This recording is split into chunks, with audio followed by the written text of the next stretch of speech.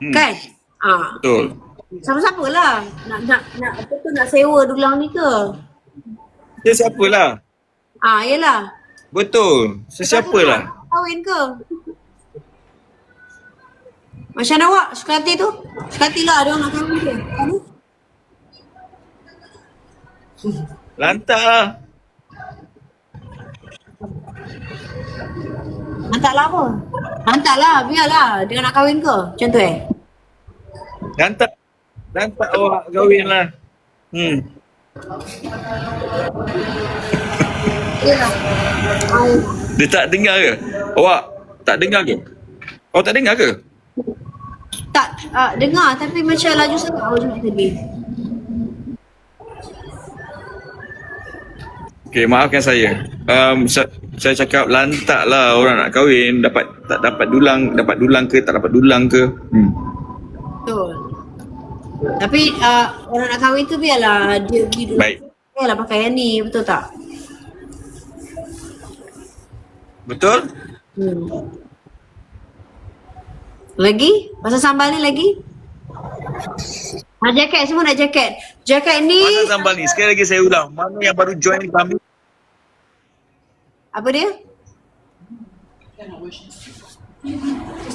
Pasal sambal ni, mana yang baru join kami, saya nak beritahu korang sambal, contoh sambal saya lah. Sambal saya tak ada gula, tak ada perasa pedas tiruan, tak ada bahan pengawet, tak ada udang kering dan tak ada belacan. Jadi memang siapa yang suka dengan, maksudnya yang tak suka belacan, allergic belacan, udang kering, so dia selamat. Tak ada gula.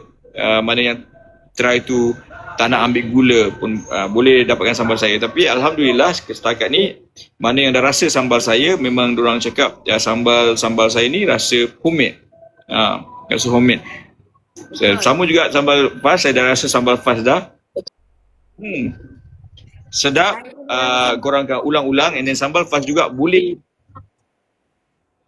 sambal Fas boleh jadi macam contoh nak masak, boleh buat paste. Boleh buat paste.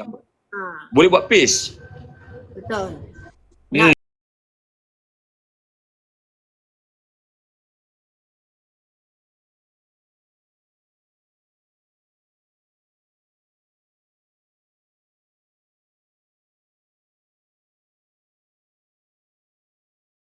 Dengan kusyuknya sebab sedap sangat. Asam pedas tu ditambah lagi dengan sambal tumis Fas. So ini dah sambal abang.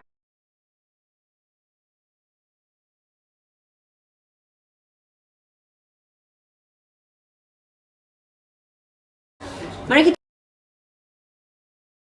kita cerita pasal harga.